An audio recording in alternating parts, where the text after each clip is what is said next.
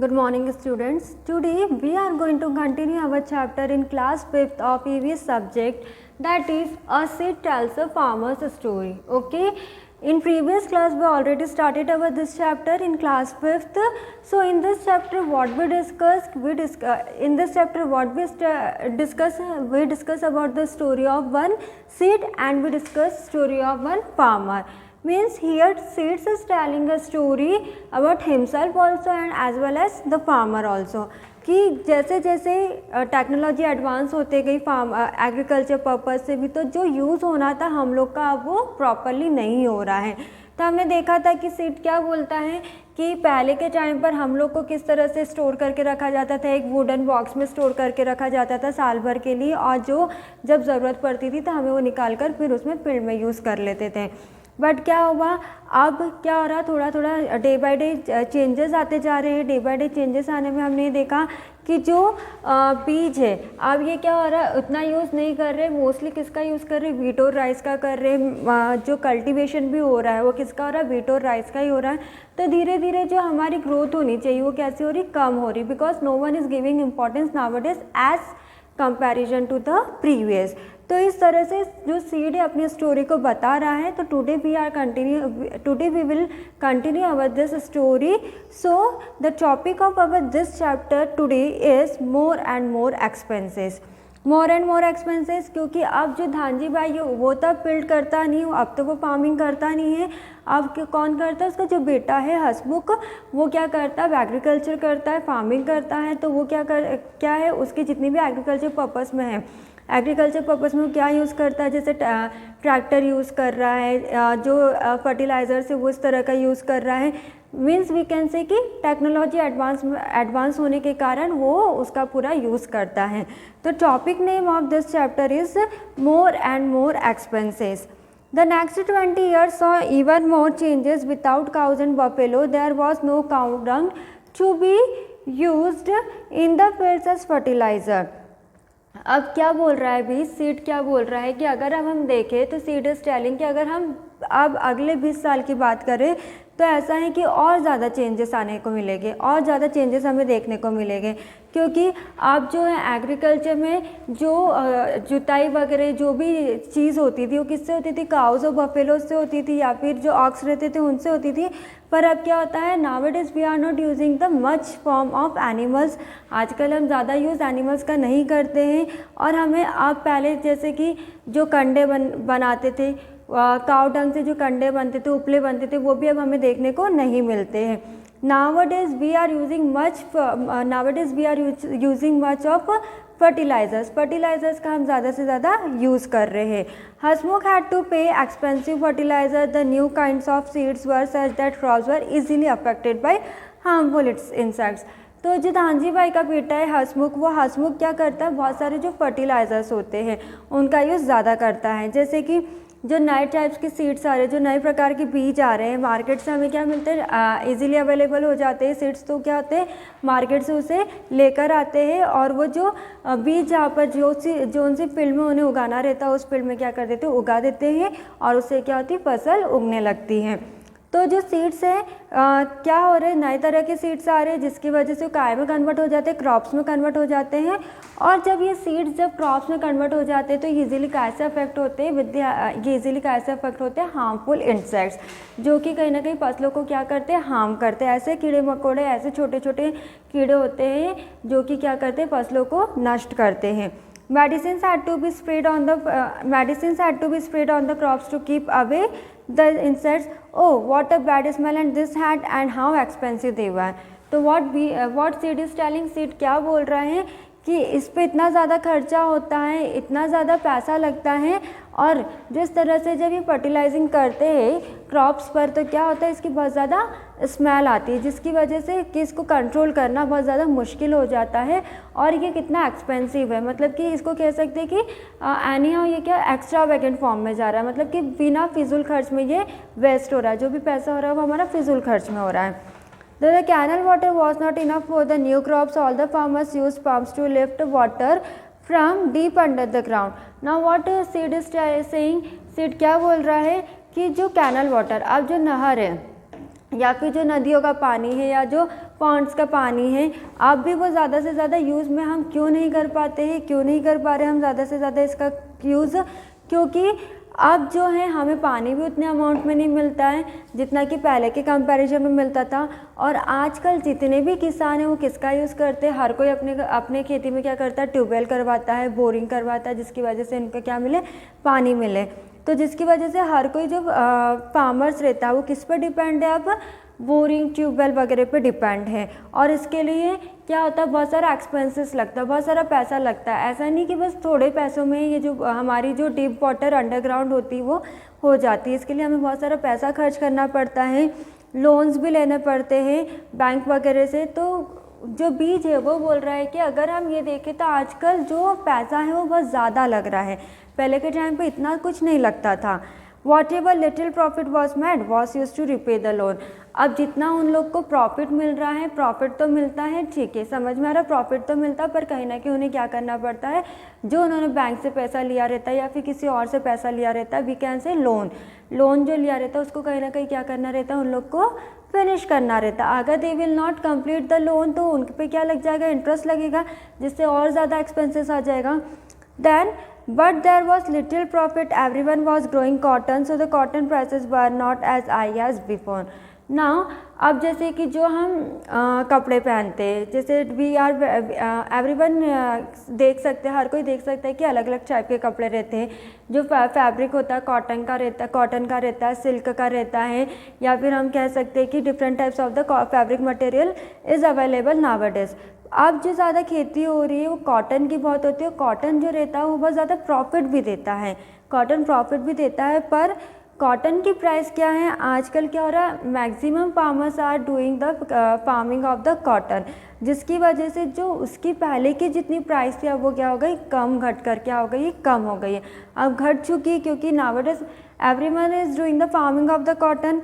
तो the soil itself was not longer the same. और हम ये कह सकते हैं कि जो पहले की मिट्टियाँ होती थी, जो पहले की मिट्टियाँ होती थी एग्रीकल्चर पर्पज़ से, तो अब उस तरह की मिट्टी हमें देखने को नहीं मिलती। क्यों नहीं मिलती? बिकॉज नाउअडेज हमारा जो सराउंडिंग एरिया होता है, जो हमारा एनवायरनमेंट रहता है वो कैसा रहता है, पॉल्यूटेड फॉर्म में रहता है, जिसकी वजह से जो पहले की चीज़ें हमें प्रॉपरली मिलती थी आजकल वो हमें देखने को नहीं मिलती है। Growing the same crop over and over and using so many chemicals have affected the soil so much that now nothing could grow well there. It was becoming difficult to earn a living by farming alone। तो अब क्या हो रहा है कि what Sid is telling कि अब क्या हो रहा है, ज़्यादा से ज़्यादा पॉल्यूटेड एरिया देखने को मिलते हैं। हर कोई किस पर डिपेंड है, केमिकल्स पर डिपेंड है। हर कोई क्या है, मतलब कि मैन मेड पे इतना डिपेंड ना होते होते काय पे डिपेंड है, मशीन्स पर डिपेंड है। तो जो सॉइल्स भी है वो क्या होती है, केमिकली अफेक्ट होती, क्योंकि हम क्या करते हैं, इंसेक्टिसाइड्स, पेस्टिसाइड्स वगैरह, कीटनाशक वगैरह दवाइयाँ जो रहती है वो क्या करते हैं, छिड़कते, स्प्रे करते, जिसकी वजह से हमारी सॉइल भी क्या होती है, अफेक्ट होती है। तो कहीं ना कहीं केमिकली भी हमें सॉइल में मिक्सचर देखने को मिलता है। तो जिस तरह से जो फसल होनी चाहिए पहले के कंपैरिजन में अगर देखा जाए तो पहले जो फसल उगती थी आज वो फसल हमें उगने को नहीं दिखती है। और अगर आज की जनरेशन में हम बात करें तो अकेले फार्मिंग करना कैसा है, बहुत डिफ़िकल्टी, मतलब एक टास्क कंप्लीट करने जैसा है। So Hasmukh, to change with the times, he is often tense and angry most of the time. His educated son Paresh did not want to do farming. Now what Sid is telling कि जो हसमुख है अब वो इतना dependent हो चुका है machines वगैरह पे, तो उसे बहुत ज़्यादा स्ट्रेस आउट भी रहता है, बहुत ज़्यादा टेंस में भी रहता है। क्यों टेंस में रहता है, कभी कभी ऐसा होता है कुछ समय कि वो बहुत जल्दी गुस्सा भी करने लग जाता है, because he is the only person who is doing farming in his house alone. मतलब कि वही एक ऐसा व्यक्ति जो कि अपने घर में कैसा कर रहा है, अकेले खेती कर रहा है, because the Dhanji bhai is not able to do farming now. और जो हसमुख का बेटा है परेश, उसको खेती नहीं करना है, वो क्या है, पढ़ा लिखा है। अब जो एजुकेटेड पर्सन रहते हैं वो क्या सोचते हैं, why we will do farming, अब हम पढ़ लिख लिए हैं तो हम फार्मिंग क्यों करेंगे। तो जो हम लोग की भी जो थिंकिंग है वो ऐसे कि इफ़ वी आर एजुकेटेड तो वी विल डू जॉब, या otherwise we will set up our business. So he now started work as a truck driver after all the bank loans still had to be repaid. अब जो हसमुख का बेटा है परेश, वो क्या करता है, ट्रक ड्राइविंग करता है। उसने अपना एक खुद का बिजनेस सेटअप करा जिसमें वो ट्रक चलाता है, और अब जो बैंक से लोन ले रखे वो क्या है, अभी तक भी चुकाए नहीं है, अभी तक भी क्या है, उन पर वो लोन बाकी है। So often Paresh doesn't come home 4 days at time, he is away for a week. 2 days back when he came home Paresh started looking for something. अब क्या है, जो परेश है मतलब जो हसमुख का बेटा है वो क्या है, ट्रक ड्राइवर है, जिसकी वजह से वो हफ्ते दर हफ्ते क्या होता है अपने घर पर नहीं आता है। और जब 2 दिन पहले वो घर पर आया तो वो इधर उधर देखने लगा और बोलने लगा, बा he asked his mother, where is Dadaji's wooden seat box? It will be useful to keep the screws and tools for the truck. तो अब जो हसमुख का बेटा है परेश, वो अपनी दादी से बोलता है कि दादी, जो सीट्स को जो वुडन बॉक्स में दादाजी रखते थे, जो हम कह सकते कि एक बॉक्स है, लकड़ी का बॉक्स बना हुआ है जिसमें कि दादाजी सीट्स को रखते थे, बीजों को रखते थे, वो वाला बक्सा कहाँ पर है, ताकि मैं मेरे जितने भी टूल्स है, ट्रक वर्क के जितने भी टूल्स है, उनको मैं उस डब्बे में रख सकता हूँ। तो वो सीट बोलता है कि अब आप लोग समझ सकते हो कि मेरी स्टोरी क्या है, कि जो मेरी पास्ट में जो इतनी इम्पोर्टेंस थी, अब जो समय चेंज होते जा रहा है तब मेरी इम्पोर्टेंस क्या होगी कि अब मुझे फेंक दिया जाएगा और उस बक्से के अंदर और दूसरी चीज़ रख दी जाएगी। तो इस तरह की स्टोरी है कि डे बाय डे जो चेंजेस होते जा रहे हैं, जिसकी वजह से जो पहले की चीज़ें थी उसकी क्या होती जा रही है, इम्पोर्टेंस ख़त्म होते जा रही है और उसकी जगह पर क्या आ रही, दूसरी चीज़ें आती जा रही है।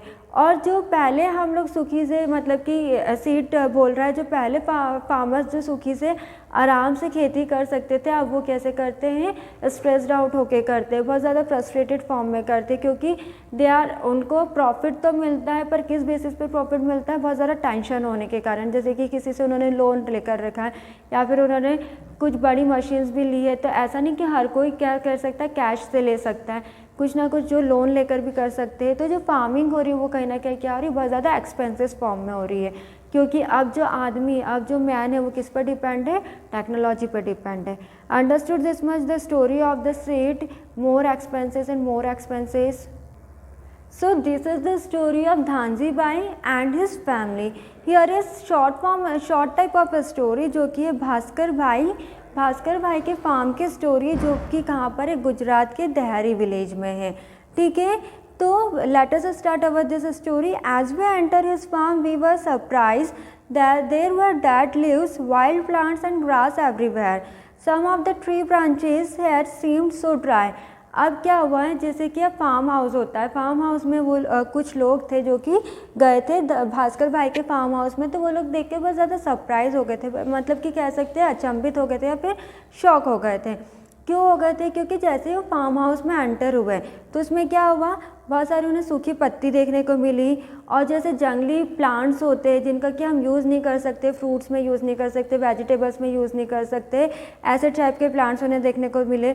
और जो ग्रासेस थी, जो हरी हरी ग्रासेस थी, उन्हें हर जगह देखने को मिल रही थी। और जो ट्रीज़ थी, ट्रीज़ में जो ब्रांचेस रहती, जो उनकी ब्रांचेस थी, जो उनकी टहनियाँ थी, जो उनकी शाखाएँ थी, कैसी थी, सूख चुकी थी।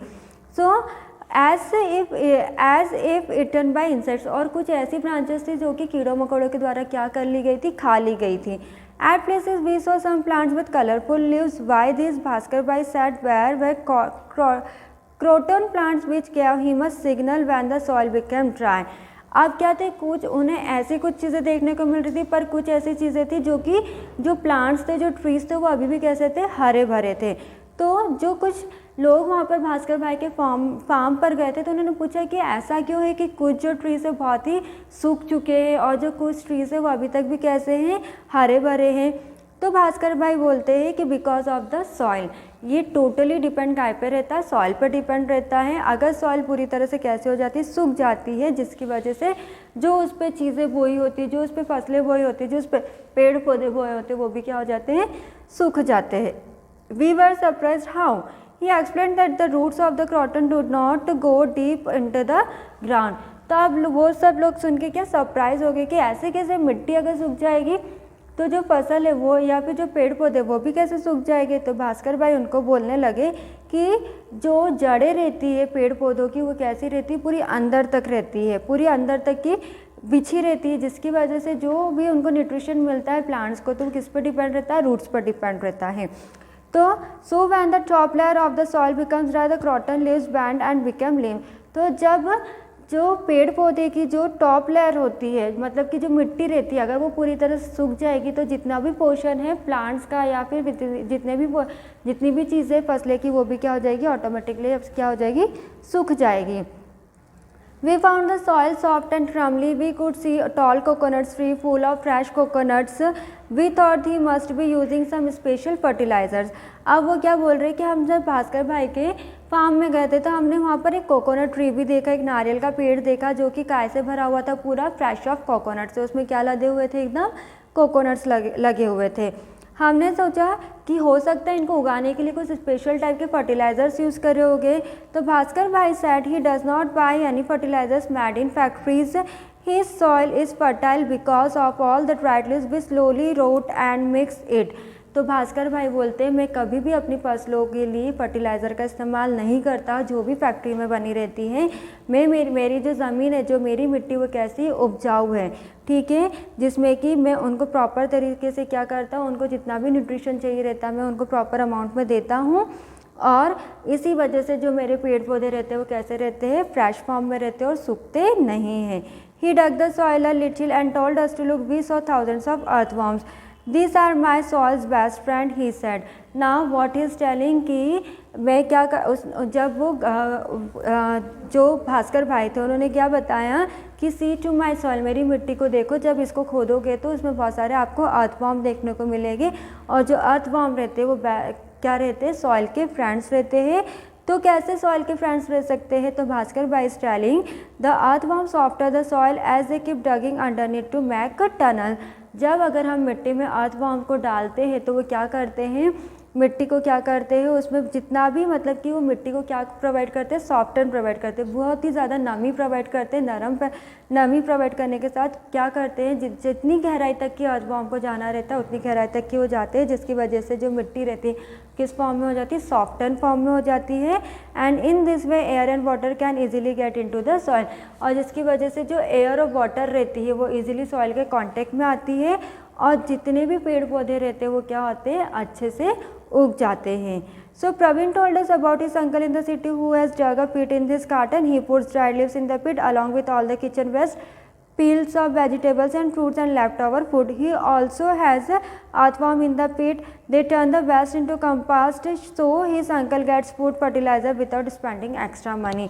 तो जो उनके साथ में एक और लड़का आया था प्रवीण, वो बोल रहा था कि मेरे जो सिटी में जो मेरे अंकल है वो भी ऐसे ही करते, जितना भी लेफ्ट ओवर फूड रहता है, जो भी बचा हुआ खाना रहता है, जो भी सब्जियों के छिलके रहते हैं, वो क्या करते हैं, गड्ढे में पूरी तरह से डाल देते हैं, जिसकी वजह से जो मिट्टी रहती है उसको न्यूट्रिशन मिलता है। और जितना भी फर्टिलाइज़र का यूज़ फैक्ट्रियों से किया जाता है या फिर मार्केट से लिया जाता है, उससे हमारा जितना भी पैसा रहता है बच जाता है, और हमारा काम भी हो जाता है, और हमारी फसल भी कैसे हो जाती, अच्छे से हो जाती है।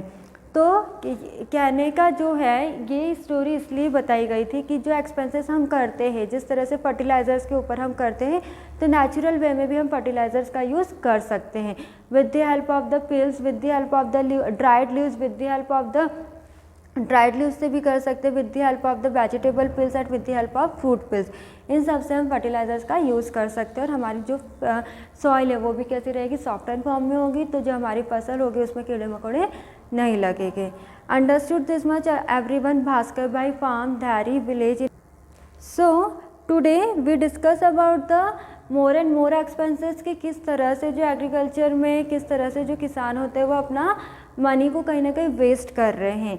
So now today we completed our 1.5 part of this chapter. In next class we will continue. We will start our new topic in next class. Thank you.